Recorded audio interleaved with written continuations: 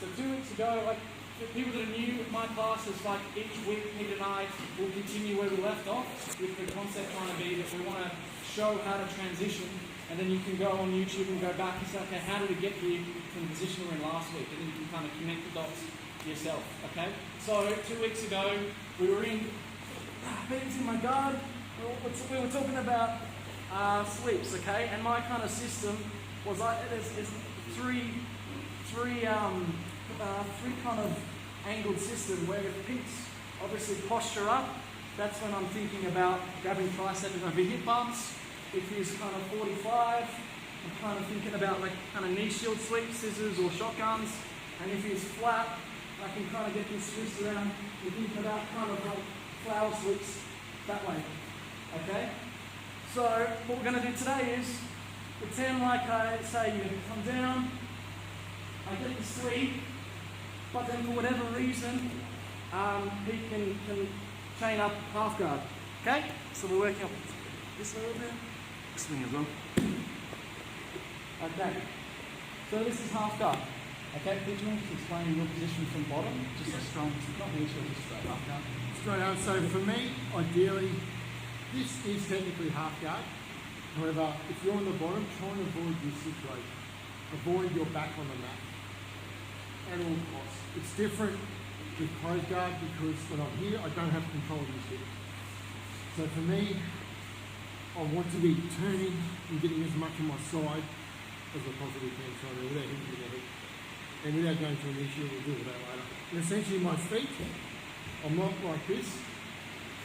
My legs aren't just open willy-nilly because I don't want to let it through. So I'm trying to at least control one leg, locking it up as well.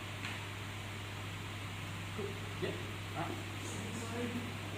Okay, so the first one's kind of like a drop to the hip, elevate his hips and nudge his weight over my knee, which gives me the opportunity to get to a 3/4 mount, which means that we're almost in full mount, but he's just caught an ankle. So basically from here, we can kind of pinch, lower our outside leg, slightly lower, still pinch his leg, and we're going to drop to our hip and elevate our knee, like this, okay? So we're in half. We did this in kids. Where's Hunter? Great analogy. We're going to crack the oyster open after. So we're here, we pinch, drop to the hip on the outside, and lift the knee up here. And most likely he's going to still have strong connection above our knee, okay? Our objective, if we're trying to pass his half guard, is to get his weight here so we can shoot that knee through here. So all it is, we kind of crab walk. You can either grab your ankle and shove it up and that elevates his hips a bit, or if you can't, for whatever reason, you've got an underhook or for whatever reason, kind of just crab walk like that. Toes heel, toes heel, toes heel, okay?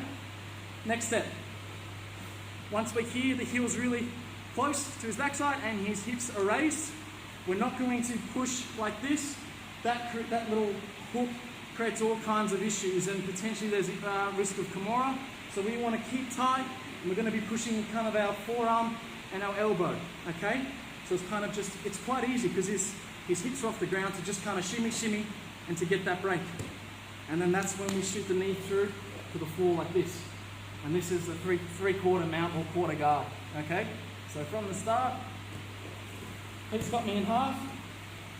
We're going to push our outside knee back slightly, which just kind of creates a little bit of room for us to drop to our hip and elevate our knee. Yeah? Shimmy up, this works in no-gi as well, of course.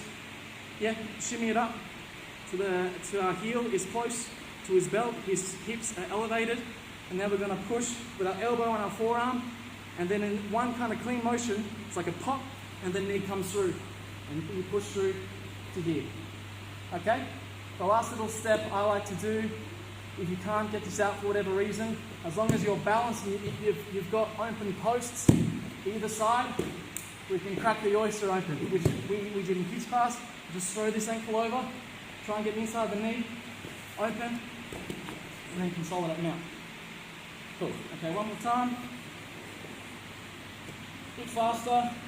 We've got the pinch, drop, hip, knee up, shimmy it up, pop, knee through to here, and then make sure you've got strong posts. We don't want the underhooks are good, but once we're here, I don't really want Pete to have the underhook because then there's potential to sweep that way. So I like to just be kind of open, close, and conscious, okay? And if you've still got my ankle, kind of tight, yep.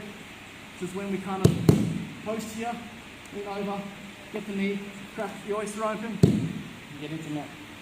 Cool, all right, 1, 2. Another easy one, and then I want to have a play around with another one after personally, so if any of the higher stripes or higher belts want to drill, it's like in the family of bear and bowlers, but not quite, then drill that one. It's like a back take from half guard. So first the easy one. Okay, so we got half here. This one's a lot more simple. I'll try and make it as simple as I can. So what we're going to do is we're going to plant our leg out this way, but we're going to be conscious of him throwing the knee through to regain full guard. Yeah? So we'll go back. What we're going to do is we're going to plant it out and kind of stop his knee with our arm. Yeah? And then we're going to kind of stop it with our ankle. And we're going to get the underhook on the far side, which is just you're throwing the arm under his armpit, yeah? And all you're going to do is you're kind of going to push his knee down and try and create like a forced knee slice, it's called, but all that means in visually is just you pop your knee out and you kind of do a knee slice like this.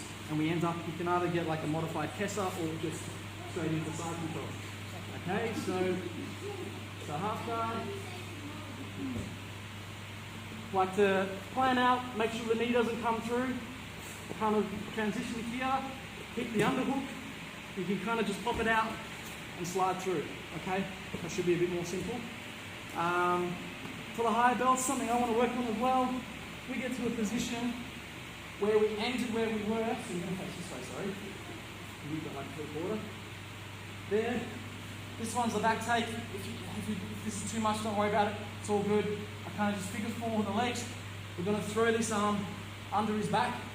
We're going to make him roll with it, and then which hopefully will end up in a back take. So here, you roll, grab his arm, throw the leg over, back take.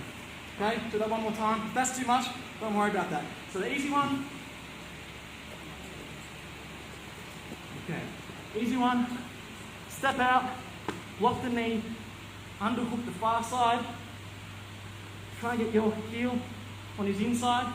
Kind of force pop the knee over and out. And then retain side if you can, which for new people just means that we lift his arm, we get a knee under his shoulder blades, and I want the knee on his hips. You kind of just go heavy.